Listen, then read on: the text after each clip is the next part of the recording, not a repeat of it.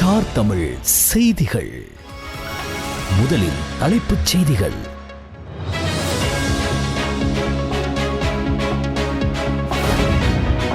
Ice மூலப்பொருள் என சந்தேகிக்கப்படும் மற்றுமொரு ரசாயன பொருள் கந்தானையில் மீட்பு.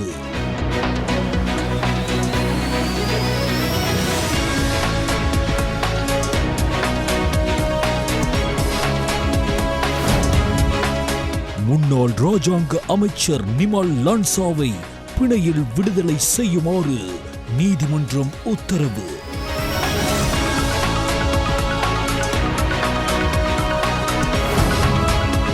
ஐக்கிய மக்கள் சக்தியுடன் இணைந்து பணியாற்ற ஐக்கிய தேசிய கட்சி இணக்கம்.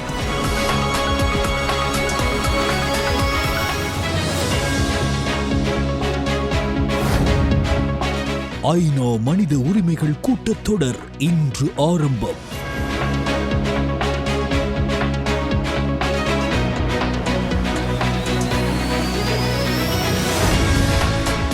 ஆபத்தான உதிரி பாகங்களை பொருத்தும் பேருந்துகளை கண்காணிக்க விசேட நடவடிக்கை இன்று முதல் ஆரம்பம்.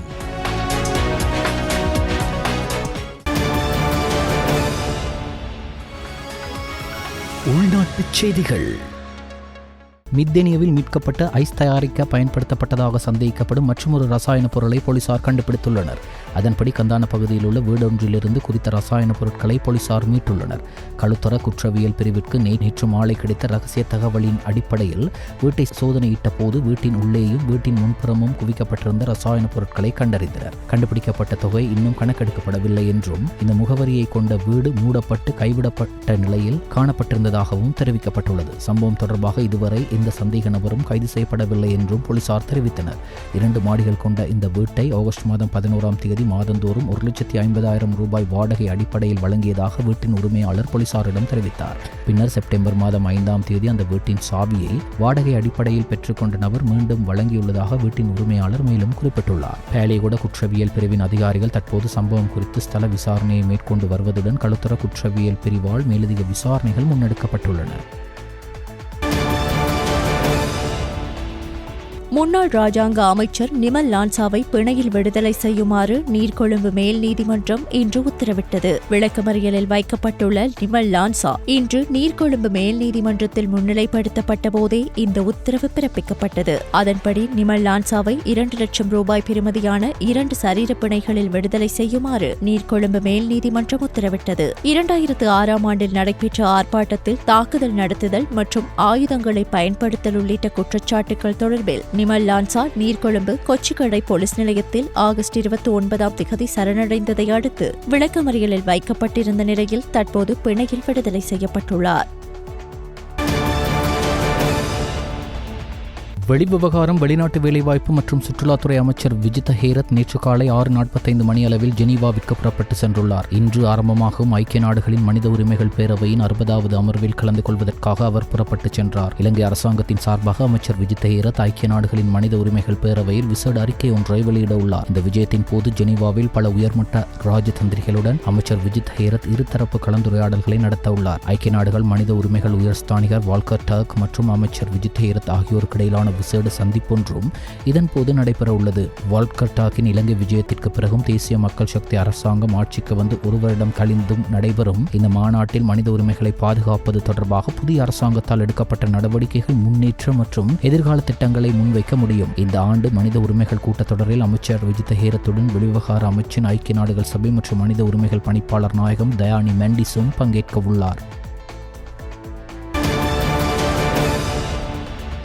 தங்களை நெடோல்பிட்டிய பகுதியில் உள்ள காணியில் ஐஸ் ரக போதைப் பொருள் உற்பத்திக்காக கொண்டுவரப்பட்டதாக சந்தேகிக்கப்படும் மேலும் ஒரு தொகை ரசாயனம் நேற்று காலை கண்டுபிடிக்கப்பட்டுள்ளது. குறித்த பகுதி மக்கள் வழங்கிய தகவலின்படி தங்கால போலீஸ் நிலைய அதிகாரிகள் நேற்று காலை நடோல்பிட்டியவில் உள்ள காணியில் நடத்திய சோதனையின் போது இந்த ரசாயனம் கண்டறியப்பட்டுள்ளதாக தெரிவிக்கப்படுகிறது. அந்த காணியில் வெள்ளை நிற ரசாயனங்கள் கண்டுபிடிக்கப்பட்டதாகவும் அந்த ரசாயனங்கள் ஐஸ் போதைப் பொருள் உற்பத்திக்காக பயன்படுத்தப்படும் ரசாயனமாக இருக்கலாம் என போலீசார் சந்தேகம் வெளியிட்டுள்ளனர். நேற்று முன்தினம் மித்தேனியாவில் உள்ள தலாவ பகுதியில் கண்டுபிடிக்கப்பட்ட ஐஸ் போதைப் பொருள் உற்பத்திக்காக பயன்படுத்தப்படும் ரசாயனங்களுடன் ஒத்திருப்பதாக தெரிவிக்கப்படுகிறது. சுமார் 4 மாதங்களுக்கு முன்பு இந்த ரசாயனங்களை யாரோ ஒருவர் இந்த இடத்தில் கொண்டு வந்து கொட்டியதாக தகவல் கிடைத்துள்ளதாக போலீசார் தெரிவித்தனர். மேலதிக விசாரணைக்காக இந்த ரசாயனங்கள் நேற்று பிற்பகல் தங்கல போலீஸ் நிலையத்திற்கு கொண்டு செல்லப்பட்டது.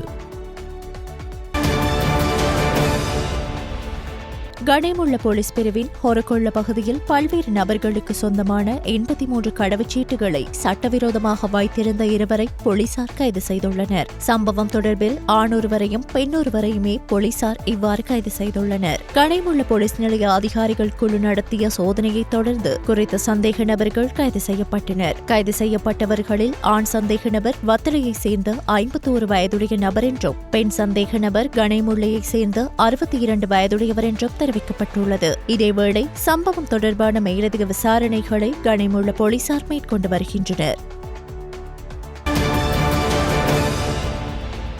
ஆரம்ப கலந்துரையாடல்களின் போது எட்டப்பட்ட ஒருமித்த கருத்துக்கு இணங்க ஐக்கிய தேசிய கட்சி, ஐக்கிய மக்கள் சக்தி மற்றும் பிற எதிர்க்கட்சி அரசியல் கட்சிகளுடன் தொடர்ந்து ஒத்துழைக்க முடிவு செய்துள்ளது. அதன்படி ஐக்கிய மக்கள் சக்தி மற்றும் பிற எதிர்க்கட்சிகளுடன் ஒருங்கிணைப்பை எளிதாக்குவதற்கு ஒரு குழு அல்லது இதுபோன்ற ஒரு பொறிமுறையை நிறுவுவதற்கும் ஐக்கிய தேசிய கட்சி முன்மொழிந்துள்ளது. அண்மை காலங்களில் பொதுவான நலன் சார்ந்த விடயங்களில் ஒத்துழைப்பதற்கான வழிகள் குறித்து ஐக்கிய தேசிய கட்சி எதிர்க்கட்சிகளுடன் கலந்துரையாடல்களில் ஈடுபட்டுள்ளது. அந்த கலந்துரையாடல்களின் மூலம் எட்டப்பட்ட உடன்படிக்கைகளை தொடர்ந்து செயல்படுத்த கட்சி தீர்மானித்துள்ளதாக ஐக்கிய தேசிய கட்சியின் தலைவர் முன்னாள் அமைச்சர் வஜிர அபேவர்தன தெரிவித்தார். அதன்படி ஐக்கிய தேசிய கட்சி முன்னோக்கி செல்வதன் மூலம் ஐக்கிய தேசிய கட்சியுடன் வெளிப்படைத்தன்மையுடனும் ஆக்கப்பூர்வமாகவும் பணியாற்ற முடிவு செய்துள்ளதாக அவர் மேலும் குறிப்பிட்டுள்ளார். 3095 கிலோகிராம் கழிவு தேயிலையை ஏற்றி சென்ற லாரியுடன் 2 சந்தேக நபர்கள் ஹட்டன் போலீஸ் ஊழல் தடுப்பு பிரிவினரால் கைது செய்யப்பட்டுள்ளனர். ஹட்டன் மல்லிகைப்பூ சந்தையில் உள்ள போலீஸ் வீதி தடையில் இந்த சம்பவம் இடம்பெற்றுள்ளது. அனுமதி பத்திரம் இல்லாமல் தியஹே மதகமவிலிருந்து தளவாக்கலைக்கு கழிவு தேயிலை கொண்டு செல்லப்பட்ட போது ஹட்டன் போலீஸ் ஊழல் தடுப்பு பிரிவினருக்கு கிடைத்த ரகசிய தகவலின் பேரில் இந்த சோதனை முன்னெடுக்கப்பட்டிருந்தது. இதன்போது கழிவு தேயிலை தொகையுடன் அந்த லாரியில் பயணித்த 2 ஹட்டன் போலீஸ் ஊழல் தடுப்பு பிரிவினர் கைது செய்துள்ளதுடன் மேலதிக விசாரணைகளையும் மேற்கொண்டு வருகின்றனர். 2030ஆம் ஆண்டுக்குள் நாட்டின் தேசிய மின்சார தேவைகளில் 70% புதுப்பிக்கத்தக்க வலுசக்தியின் மூலம் பூர்த்தி செய்யும் இலக்கை அடைவதற்கு ஒரு முக்கிய படியாக நாட்டில் நிர்மாணிக்கப்படும் மிக பாரிய புதுப்பிக்கத்தக்க வலுசக்தி திட்டமான சியம்பலாண்டுவ ரிவிதனவி சூரிய சக்தி பூங்காவின் நிர்மாண பணிகள் நேற்று முன்தினம் முற்பகல் ஜனாதிபதி அனுரகுமார திசாநாயக்கவின் தலைமையில் ஆரம்பிக்கப்பட்டது. தேசிய மின் கட்டமைப்பில் 1000 மெகாவாட் திறனை சேர்க்கும் இந்த பாரிய திட்டத்திற்கு முதலீடு $140 மில்லியன் ஆகும். மொனராகல மாவட்டத்தின் சியம்பலாண்டுவ பிரதேச செயலாளர் பிரிவின் கொட்டியாகல கிராம அலுவலர் பகுதியில் சுமார் 500 ஏக்கர் பரப்பளவில் நிர்மாணிக்கப்படும் இந்த திட்டம் நிலைபெறுதகு வலு அதிகார சபை ஊடாக திட்டத்தளம், பிரவேச வீதி மற்றும் குறித்த அனைத்து அனுமதிகளுடன் திட்ட முதலீட்டாளருக்கு வழங்கிய முதல் திட்டமாகும். இந்நாட்டின் வருடாந்த மின்சார நுகர்வு 15,000 முதல் 16,000 ஜிகாவாட் மணி நேரங்களாக உள்ளதுடன் இந்த திட்டம் ஆண்டுதோறும் 219 ஜிகாவாட் மணி நேரங்களை தேசிய மின் கட்டமைப்பில் சேர்க்கும். இதன் மூலம் மின்சார உற்பத்திக்கான டீசல் இறக்குமதிக்காக ஆண்டுதோறும் 21 பில்லியன் ரூபாய் அந்நிய செலாவணியை சேமிக்க முடியும். இதன்படி ஒரு ஏக்கரிலிருந்து சுமார் 41 மில்லியன் ரூபாய் அந்நிய செலாவணி நாட்டுக்கு சேமிக்கப்படும். இந்நாட்டின் நிலைபேறான அபிவிருத்தி மற்றும் நிலைபெறுதகு வலுசக்தி துறையில் ஒரு தனித்துவமான மைல்கல்லாக இருக்கும் ரிவிதனவி திட்டம் காரணமாக வளிமண்டலத்திற்கு வெளியேற்றப்படும் கார்பன் டை ஆக்சைடின் அளவு ஆண்டுக்கு சுமார் 150,000 மெட்ரிக் டன்கள் குறையும் என்றும் எதிர்பார்க்கப்படுகிறது. மாவட்ட மட்டத்தில் நடைமுறைப்படுத்தப்படும் அபிவிருத்தி திட்டங்களில் ஏற்படும் தாமதங்களை தடுத்து அவற்றின் நன்மைகளை குறிப்பிட்ட காலக்கெடுவிற்குள் மக்களுக்கு வழங்குவது மாவட்டத்தில் உள்ள அரசு அதிகாரிகளின் பொறுப்பாகும் என்றும், ஒரு அபிவிருத்தி திட்டம் ஆரம்பிக்கப்படும் போது அது நிறைவடையும் வரை இலக்குமயப்பட்ட திட்டத்தை அவர்கள் வைத்திருக்க வேண்டும் என்றும் ஜனாதிபதி அனுரகுமார திசாநாயக்க வலியுறுத்தினார். கடந்த காலங்களில் ஆரம்பிக்கப்பட்ட அபிவிருத்தி திட்டங்களை உரிய நேரத்தில் நிறைவு செய்ய தவறியதாலும் அவற்றின் திட்ட காலங்களை நீடித்து மதிப்பிட்ட செலவை அதிகரித்த அந்த திட்டங்களின் நன்மைகளையும் முதலீடு செய்த நிதியின் பிரதிபலன்களையும் நாடு இழந்துள்ளது என்றும் வலியுறுத்திய ஜனாதிபதி இந்த ஆண்டு முதல் ஆரம்பிக்கப்படும் அனைத்து அபிவிருத்தி திட்டங்களையும் உரிய நேரத்தில் நிறைவு செய்ய வேண்டும் என தெரிவித்தார். மொனராகல மாவட்ட செயலகத்தில் நேற்று முன்தினம் பிற்பகல் நடைபெற்ற மொனராகல மாவட்ட அபிவிருத்தி ஒருங்கிணைப்பு குழு கூட்டத்தில் உரையாற்றும் போது ஜனாதிபதி அனுரகுமார திசாநாயக்க இவ்வாறு தெரிவித்தார். மொனராகல மாவட்டத்தில் 2025ஆம் ஆண்டுக்காக பல்வேறு அமைச்சுக்கள், திணைக்களங்கள் மற்றும் நிறுவனங்களால் செயல்படுத்தப்படும் அபிவிருத்தி திட்டங்களின் முன்னேற்றம் மற்றும் எதிர்கால அபிவிருத்தி தேவைகள் குறித்தும் இதன் போது மீளாய்வு செய்யப்பட்டது. மக்களுக்கு அவசியமான அபிவிருத்தி திட்டங்களுக்கு எந்த நேரத்திலும் நிதி ஒதுக்க தயாராக இருப்பதாக தெரிவித்த ஜனாதிபதி திரைசேரியில் நிதி கிராமங்களுக்கு செல்ல வேண்டுமாயின் கிராமப்புற அபிவிருத்தி திட்டங்கள் துரிதப்படுத்த வேண்டும் என்றும் சுட்டிக்காட்டினார். கொட்டியாகல மற்றும் கெப்லியத் வனப்பகுதிகளில் எல்லை நிர்ணயம் காரணமாக விவசாய நிலங்கள் இழந்த விவசாயிகளின் பிரச்சனைகள் குறித்து இந்த விசேட கவனம் செலுத்தப்பட்டதுடன் விவசாயிகளின் விவசாய நிலங்கள் தொடர்பான பிரச்சனைகளை தீர்ப்பதற்கான முறையான பொறிமுறையை வழங்குமாறும் ஜனாதிபதி அதிகாரிகளுக்கு அறிவுறுத்தினார்.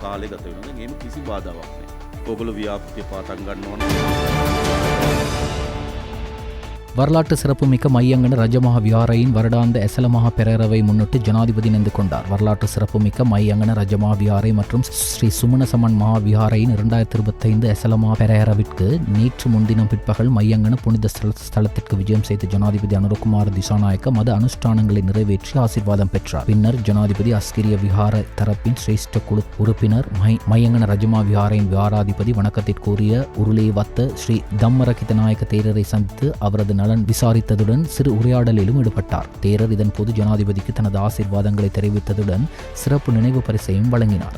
பின்னர் வரலாற்று சிறப்புமிக்க மையங்கன ரஜமஹா விஹாரை மற்றும் ஸ்ரீ சுமணசமன் மா விஹாரையின் 2025 எசலமா பெரேரவின் 4வது ரந்தொலி பெரேரவின் ஆரம்ப நிகழ்வை குறிக்கும் வகையில் அஸ்திராஜா யானை மீது புனித கலசத்தை வைத்து ஜனாதிபதி பிரதேச மக்களுடன் பெரேராவை காண இணைந்து கொண்டார். ஆதிவாசிகளின் தலைவர் ஊருவரிகே வன்னியல அத்தோ பெருந்தோட்ட மற்றும் சமூக உட்கட்டமைப்பு வசதிகள் அமைச்சர் சமந்த வித்யாரத்ன, சுற்றுலா பிரதி அமைச்சர் ருவான் ரணசிங்க, ஊவா மாகாண ஆளுநர் சட்டத்தரணி கபில ஜெயசேகர, பாராளுமன்ற உறுப்பினர்களான சுதாத் வலகல்ல மற்றும் அம்பிகா சாமுவேல் உள்ளிட்ட பலர் இந்நிகழ்வில் கலந்து கொண்டனர்.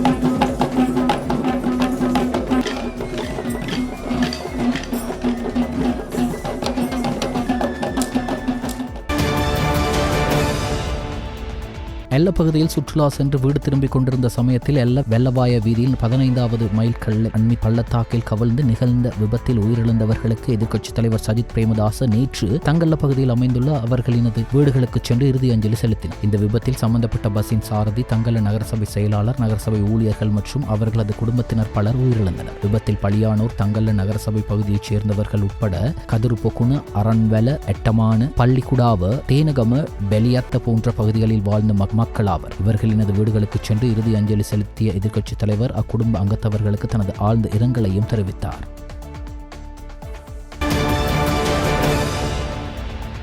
எல்ல வெள்ளவாய பகுதியில் விபத்துக்குள்ளான பேருந்து சாரதியின் இரத்த மாதிரிகள் அரச ரசாயன பகுப்பாய்வு திணைக்களத்திற்கு பரிசோதனைகளுக்காக அனுப்ப முடிவு செய்யப்பட்டுள்ளது. விபத்து ஏற்பட்ட சந்தர்ப்பத்தில் சாரதி மது அருந்தி இருந்தாரா என்பது தொடர்பில் அறிவதற்காகவே சாரதியின் இரத்த மாதிரிகளை நேற்று திணைக்களத்திற்கு அனுப்பி வைக்க நடவடிக்கை எடுக்கப்படும் என போலீசார் தெரிவித்தனர். கடந்த வியாழக்கிழமை இரவு வெள்ளவாய வீதியில் இடம்பெற்ற விபத்தில் 15 பேர் உயிரிழந்த நிலையில் 17 பேர் காயமடைந்தனர். இந்த விபத்தில் பேருந்து சாரதியும் உயிரிழந்தார். இந்நிலையில் விபத்து ஏற்பட்ட போது அவர் ஏதேனும் போதைப் பொருள் அல்லது மதுபானம் அருந்தியிருந்தாரா என்பது தொடர்பில் உறுதி செய்ய இந்த மாதிரிகள் பரிசோதனைக்காக அனுப்பி வைக்கப்பட்டுள்ளதாக கூறப்படுகிறது.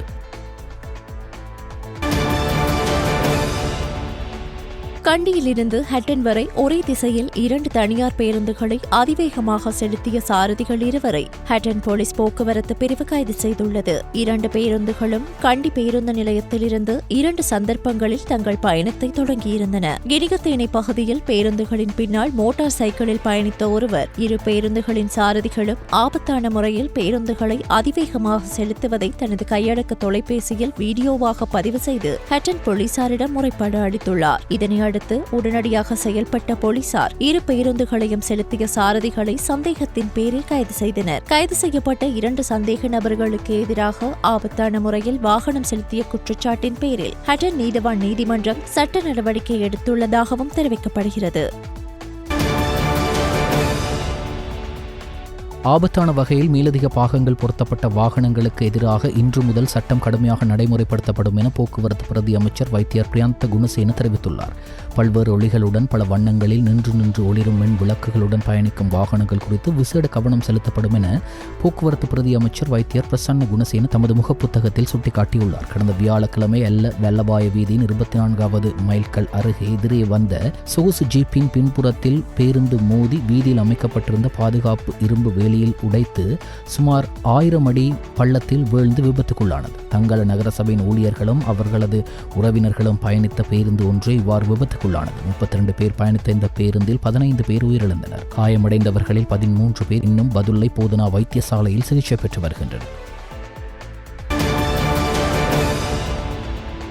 வெள்ளவாய தனமல்வில பிரதான வீதியில் யாழப்போவ டிப்போவிற்கு எதிரே இன்று காலை லாரியொன்றும் மோட்டார் வாகனம் ஒன்றும் ஒன்றுடன் மோதி விபத்து ஏற்பட்டது. இந்த விபத்தில் மோட்டார் வாகனத்தில் பயணித்த 2 காயமடைந்து வெள்ளவாய ஆதார வைத்தியசாலையில் அனுமதிக்கப்பட்டுள்ளனர். இந்த விபத்தில் லாரி வீதியில் கவிழ்ந்துள்ள நிலையில் போக்குவரத்திற்கும் பாதிப்பு ஏற்பட்டதாக போலீசார் தெரிவித்தனர். இந்த சம்பவம் குறித்து வெள்ளவாய போலீசார் மேலதிக விசாரணைகளை மேற்கொண்டு வருகின்றனர். சற்று சிந்தியுங்கள். இடது பக்கமாக முந்துவதை தவிர்த்துக் கொள்ளுங்கள்.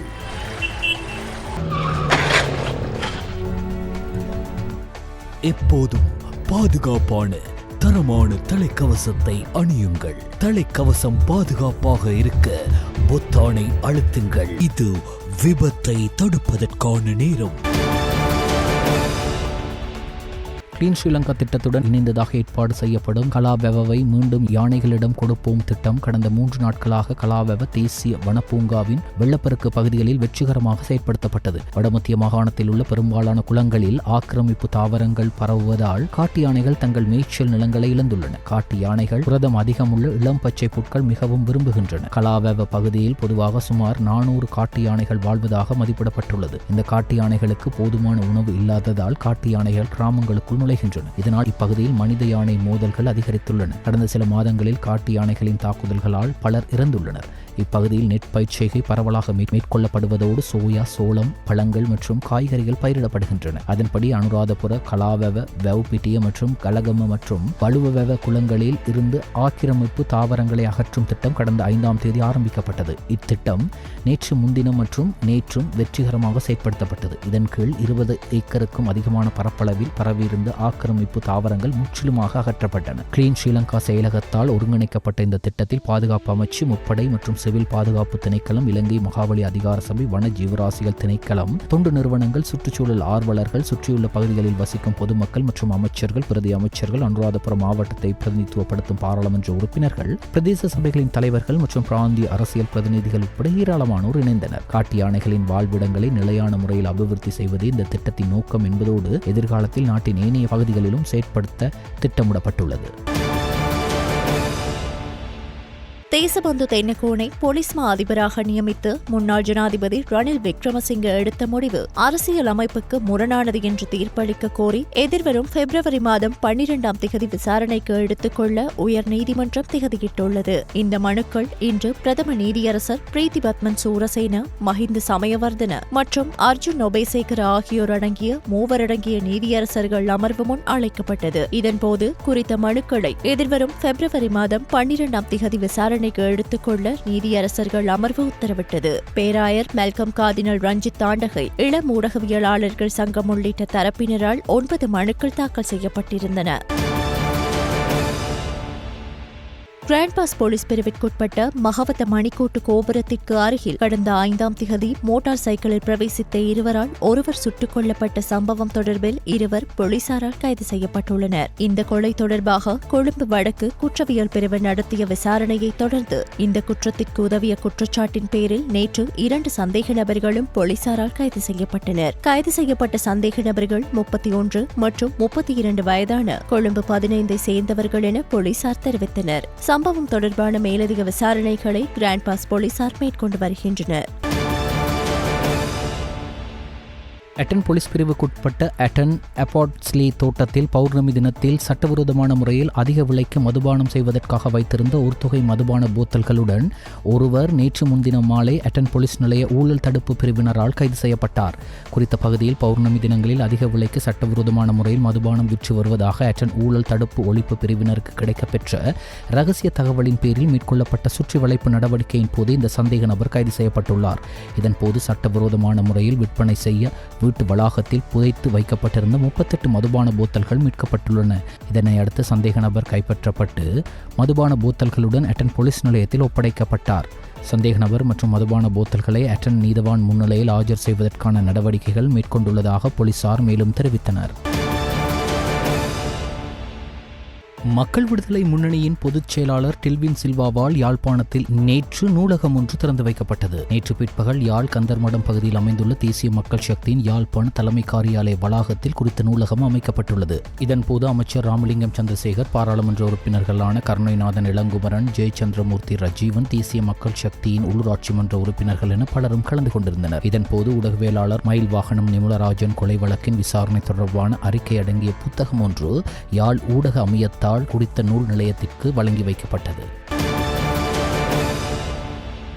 200 மில்லியன் ரூபாய் பெறுமதியான 20.9 கிலோகிராம் குஷ் ரக போதைப் பொருளுடன் வெளிநாட்டவர் ஒருவர் கைது செய்யப்பட்டுள்ளார். போலீஸ் போதைப் பொருள் தடுப்பு பிரிவின் அதிகாரிகளால் குறித்த நபர் கைது செய்யப்பட்டுள்ளார். சந்தேக நபர் கிராண்ட் பாஸ் பகுதியில் வைத்து கைது செய்யப்பட்டுள்ளதாக தெரிவிக்கப்படுகிறது. இந்நிலையில் போதைப் பொருட்களுடனான அவரது பயணப்பொதி பண்டார்நாயக்க சர்வதேச விமான நிலையத்தில் வைத்து கண்டுபிடிக்கப்பட்டுள்ளது. சந்தேக நபர் தாய்லாந்திலிருந்து நாட்டை வந்தடைந்ததாக கூறப்படுகிறது. வீடு உடைத்து சுமார் 30 மில்லியன் ரூபாய் மதிப்புள்ள ரத்தின கற்கள் திருடப்பட்ட குற்றச்சாட்டில் சந்தேக நபர்கள் 2 கைது செய்யப்பட்டுள்ளனர். கடந்த 5ஆம் தேதி வீடு உடைத்து சுமார் 30 மில்லியன் ரூபாய் மதிப்புள்ள ரத்தின கற்கள் திருடப்பட்டதாக பேர்வள போலீசாருக்கு முறைப்பாடு வழங்கப்பட்டது. முறைப்பாட்டுக்கமைய விசாரணைகளை முன்னெடுத்த போலீசார் 2 சந்தேக நபர்களை கைது செய்தனர்.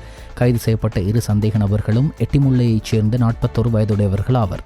சந்தேக நபர்கள் திருடப்பட்ட ரத்தின கற்களை விற்பனைக்காக பேர்வள பகுதியைச் சேர்ந்த ஒருவருக்கு வழங்கியிருந்தனர். அதனையடுத்து விசாரணைகளை முன்னெடுத்த போலீசார் திருடப்பட்ட பொருட்களை வாங்கிய குற்றச்சாட்டில் பல்வேறு அளவிலான 106 ரத்தின கற்களுடன் குறித்த நபரையும் கைது செய்தனர். இது தொடர்பான மேலதிக விசாரணைகளை பேர்வள போலீசார் மேற்கொண்டு வருகின்றனர். இந்நாட்களில் நுவரெலியாவிற்கு சுற்றுலா பயணிகள் வருகை தருவதற்கு காலநிலை பொருத்தமானதாக உள்ளமையினாலும் நாட்டில் அரசு மற்றும் அரசு அங்கீகாரம் பெற்ற தனியார் நிறுவனங்கள் விடுமுறை வழங்கப்பட்டுள்ள நிலையிலும் நபிகள் நாயகம் பிறந்த தினம் கடந்த வெள்ளிக்கிழமை அமைந்ததால் வெள்ளி, சனி, ஞாயிறு விடுமுறை அமைந்ததால் பெரும் எண்ணிக்கையிலானவர்கள் நுவரெலியாவுக்கு விடுமுறையினை கழிப்பதற்கு வருகை தந்தனர். சுற்றுலா பிரயாணிகளின் வருகை காரணமாக நுவரெலியா பிரதான நகர், அக்கல பூங்கா, விக்டோரியா பூங்கா, கிரகரி வாவி கரையிலும் வரலாற்று சிறப்புமிக்க தபால் நிலையம் போன்ற பகுதிகளிலும் சுற்றுலா பயணிகள் கூட்டமாக குவிந்து காணப்பட்டனர். அத்தோடு நுவரெலியா கிரகரி வாவி கரையில் அமைக்கப்பட்டுள்ள காணிவல் களியாட்ட நிகழ்வுகளிலும் மட்டக்குதிரை சவாரி செய்யும் இடத்திலும் பெருந்தொகையான சுற்றுலா பயணிகள் குவிந்து காணப்பட்டனர். 2025ஆம் ஆண்டிற்கான தேசிய மீலாத் விழா ஹம்பாந்தோட்டை மாவட்டத்தில் உள்ள அம்பலாந்தோட்டை மலை காலனி அல் மஸ்ஜிதுல் அருசியா ஜும்மா பள்ளிவாசல் முன்றலில் ஜனாதிபதி அனுரகுமார திசாநாயக்கவின் தலைமையில் சிறப்பாக இடம்பெற்றது. புத்த சாசன மத விவகார அமைச்சும் முஸ்லிம் சமய பண்பாட்டு அலுவல்கள் திணைக்களம், ஹம்பாந்தோட்டை மாவட்ட செயலகம், ஹம்பாந்தோட்டை பிரதேச செயலகம் என்பன இணைந்து ஏற்பாடு செய்திருந்த மேற்படி நிகழ்வில் புத்த சாசன மத விவகார மற்றும் கலாசார அமைச்சர் கலாநிதி சுனில் செனவிஹினிது, புத்த சாசன மத விவகார மற்றும் கலாசார பிரதி அமைச்சர், பிரதி சபாநாயகர், பிரதி அமைச்சர் முனீப் முலஃபர் உள்ளிட்ட ஹம்பாந்தோட்டை மாவட்ட பாராளுமன்ற உறுப்பினர்கள், ஏனைய பாராளுமன்ற உறுப்பினர்கள், கல்விமான்கள், புத்திஜீவிகள், பாதுகாப்புத்துறை அதிகாரிகள், ஏனைய மத தலைவர்கள், உலமாக்கள், அரசு தனியார் துறை அதிகாரிகள், திணைக்கள அதிகாரிகள், பள்ளிவாசல்களின் நம்பிக்கையாளர்கள், பாடசாலை மாணவர்கள், பொதுமக்கள் என பலரும் கலந்து கொண்டனர். இதன்போது தேசிய மீலாத் விழாவை முன்னிட்டு எழுதப்பட்ட ஹம்பாந்தோட்டை வரலாறு தொடர்பான மலர் மற்றும் நினைவு சின்னம் என்பன ஜனாதிபதிக்கு திணைக்கள பணிப்பாளர் MSM வாஸ் உள்ளிட்ட அதிகாரிகளினால் கையளிக்கப்பட்டன. அத்துடன் தபால் திணைக்களத்தினால் வெளியிடப்பட்ட தேசிய மீலாத் விழா தொடர்பான முத்திரையும் வெளியிடப்பட்டு தபால் திணைக்கள அதிகாரிகளினால் ஜனாதிபதியிடம் உத்தியோகபூர்வமாக கையளிக்கப்பட்டன. இதன்போது ஹம்பாந்தோட்டை பாடசாலை மாணவர்கள் மற்றும் அரபிக் கல்லூரி மாணவர்களுக்கு இடையில் நடாத்தப்பட்ட தேசிய மீலாத் விழா போட்டியில் பங்கு பற்றி வெற்றி பெற்ற மாணவர்களுக்கு சான்றிதழ்களையும் நினைவு சின்னங்களையும் ஜனாதிபதி வழங்கி வைத்தார்.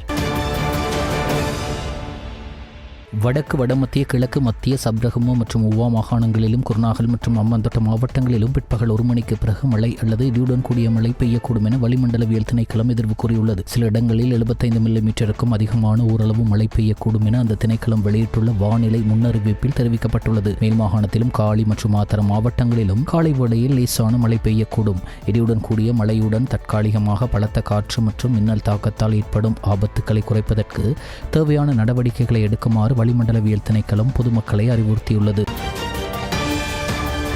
இடைவேளைக்கு பின்னர் செய்திகள் தொடரும். செய்திகள் தொடர்கின்றன. வெளிநாட்டு செய்திகள்.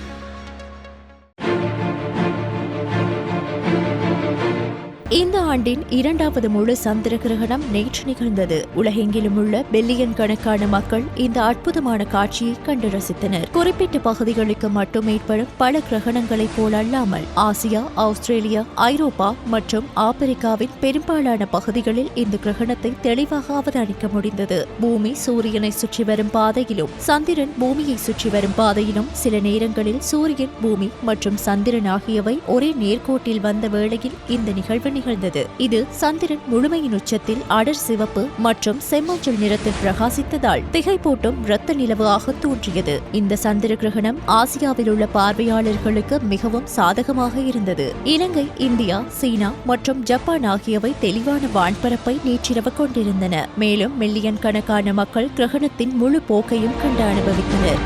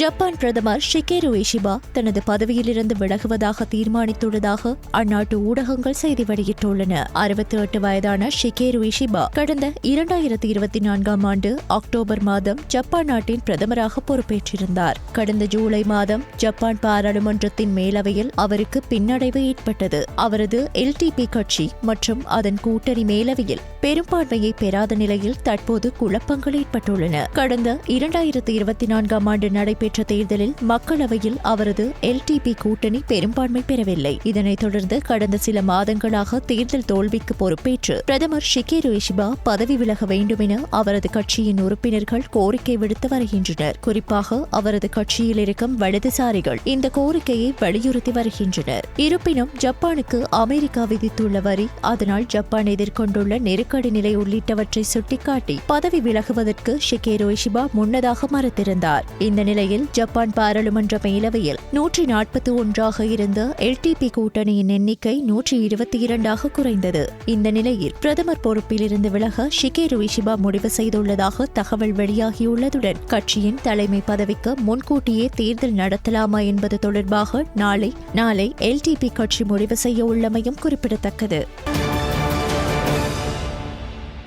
ஜெருசலேமில் பாலஸ்தீன துப்பாக்கிதாரிகள் நடத்திய துப்பாக்கி சூட்டில் 5 பேர் உயிரிழந்ததுடன் 7 பேர் படுகாயமடைந்துள்ளனர். நகரின் வடக்கு புறநகரில் உள்ள ராமோட் சந்திப்பில் உள்ள ஒரு பேருந்து நிறுத்தத்தை நோக்கி இரண்டு பயங்கரவாதிகள் துப்பாக்கி சூடு நடத்தியதாக இஸ்ரேலிய போலீசார் தெரிவித்தனர். ஒரு பாதுகாப்பு அதிகாரியும் ஒரு குடிமகனும் பதில் தாக்குதல் நடத்தி தாக்குதல்தாரிகளை நடுநிலைப்படுத்தினர் என்றும் இஸ்ரேலிய போலீசார் குறிப்பிட்டனர். ஹமாஸ் தாக்குதலை பாராட்டினாலும் எந்தவொரு ஆயுத குழுக்களிடமிருந்தும் உடனடியாக எந்த கருத்தும் இதுவரை வெளியிடப்படவில்லை. ஏராளமான அதிகாரிகள் குறித்த பகுதியில் பாதுகாப்பில் ஈடுபட்டுள்ளதாகவும் தடயவியல் குழுக்கள் ஆதாரங்களை சேகரிக்கும் அதே வேளையில் வெடிகுண்டு செயலிழப்பு பிரிவுகள் அந்த பகுதி பாதுகாப்பாக இருப்பதை உறுதி செய்வதாகவும் போலீசார் மேலும் குறிப்பிட்டுள்ளனர்.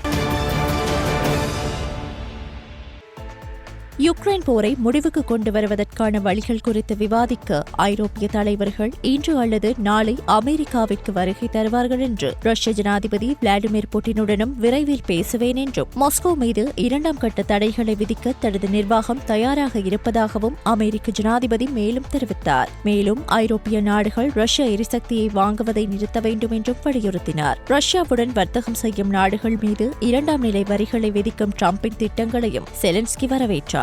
யுக்ரைன் மீதான முழு அளவிலான படையெடுப்பு 2022 மார்ச் மாதம் தொடங்கியதிலிருந்து ரஷ்யா சுமார் $985 பில்லியன் எண்ணெய் மற்றும் எரிவாயுவை விற்றுள்ளது என்று தகவல் தெரிவிக்கின்றன. ஐரோப்பிய ஒன்றியம் ரஷ்ய எரிசக்தி கொள்முதலை வியத்தகு முறையில் குறைத்துள்ளது, ஆனால் முழுமையாக நிறுத்தப்படவில்லை. ஜூன் மாதத்தில் 2027ஆம் ஆண்டுக்குள் பிரசல்ஸ் அல்லது கொள்முதலையும் நிறுத்துவதற்கான திட்டங்களை வகுத்தது. கடந்த மாதம் ரஷ்யா எண்ணெயை தொடர்ந்து வாங்குவதற்கான பதிலடியாக இந்தியாவிலிருந்து வரும் பொருட்களுக்கு அமெரிக்கா 50% வரிகளை விதித்தது. எனினும் இந்திய அரசாங்கம் தனது மக்களின் பொருளாதார நலன்களுக்காக எண்ணெய் வாங்குவதில் சிறந்த ஒப்பந்தத்தை தொடர்ந்து பின்பற்றுவதாக கூறியுள்ளது. கடந்த வாரம் பெய்ஜிங்கில் நடந்த ஒரு கூட்டத்தில் சீனாவிற்கு எரிவாயு விநியோகத்தை அதிகரிப்பதாக ரஷ்யா கூறியது. இதனிடையே கடந்த மாதம் அலாஸ்காவில் ட்ரம்ப் மற்றும் புட்டினுடன் உச்சி மாநாடு நடத்தியதிலிருந்து ரஷ்யா உக்ரைன் மீதான தாக்குதல்களை தீவிரப்படுத்தியுள்ளமையும் குறிப்பிடத்தக்கது.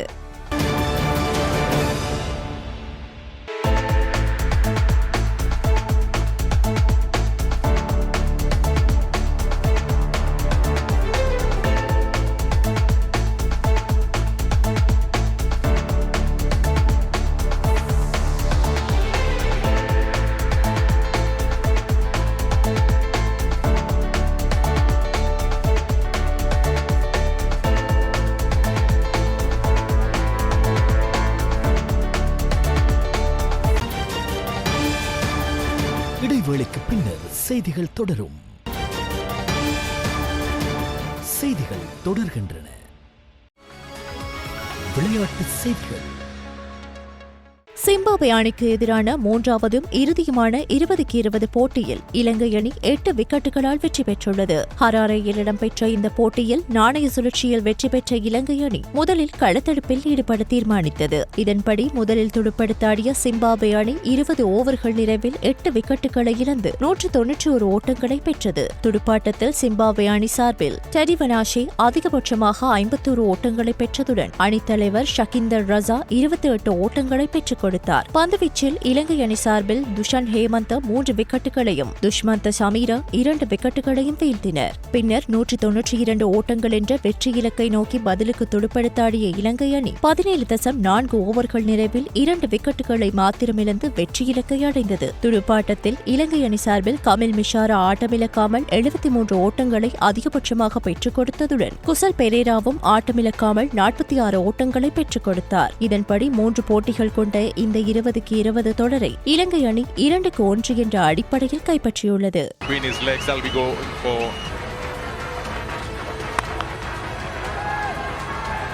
Cut away, boundary to start off the over in the air, and is it going to go all the way for 6? Yes, it is.